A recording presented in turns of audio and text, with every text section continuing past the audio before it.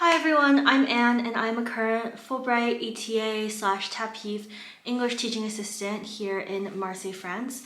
And since I posted my last video about this program, which you all should go watch first if you haven't seen it yet, the main question that I've been asked has been to describe or vlog what a normal day looks like in my life.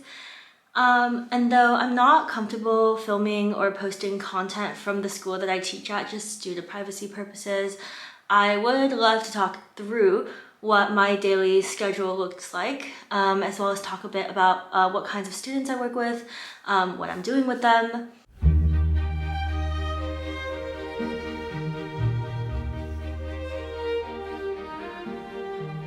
So as TAPiF assistants, we are only contracted to serve 12 hours in 1 week, whereas full-time teachers in France teach for 19 hours. Those 12 hours don't count any kind of preparation for classes or commuting time. They're exclusively hours that we're spending in the classroom in front of students.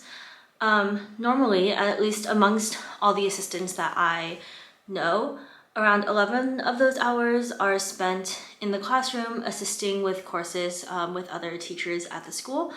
And one is spent running some kind of extracurricular club or English conversation club. And that's the case for myself as well. So I have my schedule here on my iPad and I'm going to show it in a second. But first I wanted to talk through what kinds of students I'm working with every day. So I work at a high school and all of the Fulbright assistants except one are in high schools. I work with 4 different grades of students. So first there's the seconde, which is the equivalent of 10th grade in the US, the première, which is around the 11th grade equivalent, the terminale, which is the equivalent of 12th grade, and then BTS students who are not necessarily in high school anymore. They just have classes that take place at the high school, and they're usually studying for some kind of professional or trade degree that's somewhat equivalent to like an associate's degree in the US. So these tend to be older students and they're studying more specific things like notary services or real estate or insurance, things like that. So of the non-BTS students, there exist several types of classes amongst the grades. I have my notes again to the side so I don't miss anything. The ones that I work with are the LLCs, the European section, the STMGs, and the STL groups. So I'm going to explain a bit what those terms mean. So the LLC students are students that have chosen to specialize in English to some degree. So in French high schools, students pick what they kind of want to specialize in. It's almost like a major, like we have in colleges in the US. And they pick these specialties starting with 11th grade and going into 12th grade. So all my LLC students are ones who have chosen to specialize in English. They're either in 11th or 12th grade, either in première or terminale. And they're usually studying the most advanced level of English. So we're doing literature analysis, having them write essays. With some of the LLC students that I have, we are doing like 12 Angry Men, Jane Eyre, Curious Incident of the Dog in the Nighttime, Dracula. So really talking through English literature. It's almost like an AP Lit class.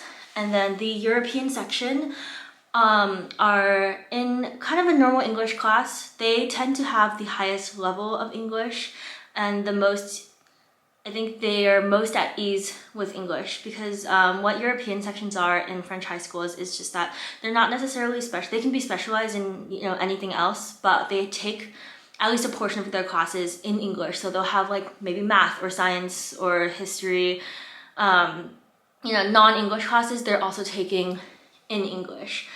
So these are the ones that I feel are the most comfortable like speaking English out loud, using it. They understand more of what I say than the other groups of students. And then the STMG and the STL are students who are on not the general education track in the high school, but are doing more of like a professional technical degree. So this is also one of those specialties that you can pick as an 11th or 12th grader. So these are also older students in this group. And usually, I think this is a bit stereotypical. I don't want to say that this is true for everyone, but these tend to be students who maybe didn't do as well in sort of pure academic subjects, and so they're going into these more vocational tracks. They tend to not go on and do, like higher university degrees. So STMG, I could be wrong. Again, I'm not an expert in that, so do not hold me to my word there. But the STMG group are studying management, just generally like management within companies like business. And STL students are studying laboratory sciences. So they're still, very difficult subjects and degrees to be going for, but in the school they are a bit separate from what we call like the general track. So I tried to show this on my iPad and it was kind of a disaster with the camera, so I'm just going to do this little talk through as a voiceover with this image of what my schedule looks like. As you can see, I work from Mondays to Thursdays for the moment, though I am trying to get some of my classes moved to Fridays because I do really enjoy coming to school every day of the week. And it'd be nicer to not have such long days like I do on Tuesdays and Thursdays. But anyways, on there I have an A week and a B week. So where it's split in two is where I will go to a different class depending on which week I'm technically on. For example, on Monday mornings, on A weeks, I at 10 a.m. will teach the second class with one teacher, and the next week I would teach a second class with a different teacher. And that happens on all of the days that I teach. I do not teach on Wednesdays because French schools have half days on Wednesdays, so students are really only there from 8 to 12 instead of 8 to 5. So there weren't any classes in that morning for me to help with. Otherwise, it's a pretty simple schedule, and I really have been enjoying it, and it hasn't changed too much from when I first started. Okay, now to talk through a bit of what I'm doing with students every week. So this really depends from class to class, and actually mostly depends on the teacher that I'm working with. So I work with a total of 4 teachers, and they all have very different styles. One will email me every Sunday with her whole plan for the week, and if she wants me to create a presentation for something that they're already doing, I'll do that. Or I'm just kind of a classroom aide if she has, a really jam-packed day. For example, she's working on an article with one of her groups about the French opinion on the Euro Disney Park or the Disneyland Paris Park. And she asked me to make a presentation on, since I'm from Southern California, she asked me to make a presentation about the Disneyland Park in Anaheim, characteristics of the park that I like, that are unique to the park, things I didn't like, just to give them another perspective on what they're reading. So that could be the case. Some teachers are in, the French, in the vein of how French things go in general, not very good at planning ahead. And so these are teachers which I've kind of gotten to know a bit by now, so I know kind of what they're doing in their classroom, and if I have an idea, I'm the one who goes up and says, hey, you guys are reading 12 Angry Men, I'd like to do a presentation maybe on the Supreme Court of the US. I don't know. Just something related, so I take a bit more initiative there. With some teachers, they struggle a bit to create maybe materials for their class, and so I work with them, to try and make worksheets, try and make, video transcripts or some kind of educational set of materials for the students. So I really am kind of a chameleon, adapting to what different teachers need and want in their classroom. I also, as you saw from the schedule, run my English club once a week on Thursdays during lunch.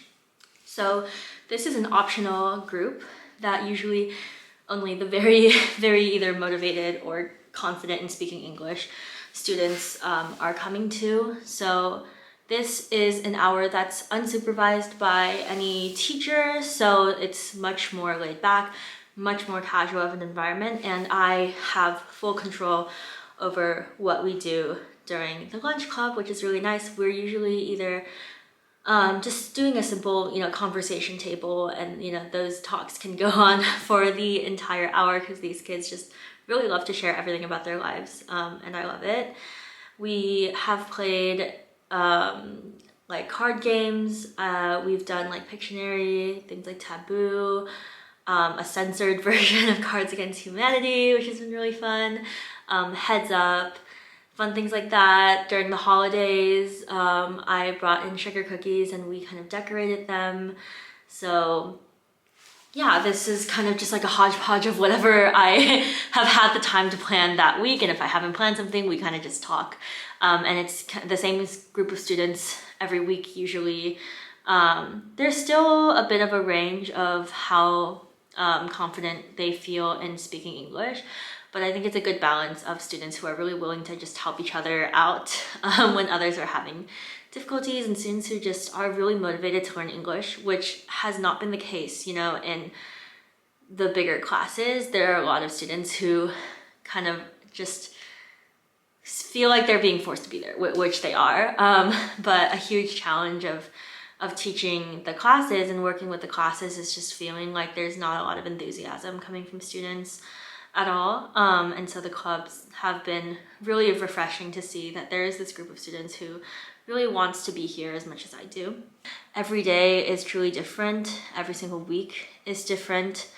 But I'm honestly really, really enjoying this job. I think it has taught me that I don't want to be a teacher in the future, which I can make a whole other video talking about why that's the case. But I think that this has just been a really good period post-graduation from university for me to just think about what I do want my future career to look like, take a break after some, really intense years of studying during undergrad, and just trying to enjoy living in the moment, discovering a different country, discovering a different culture, and it's just been a wild ride and it's only halfway over.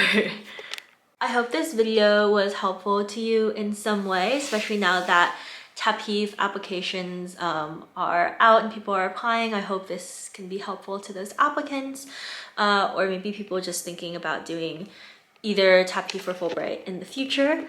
As usual, please feel free to ask me any questions in the comments or in my DMs. I would love to make other videos about this. So yeah, see you next time.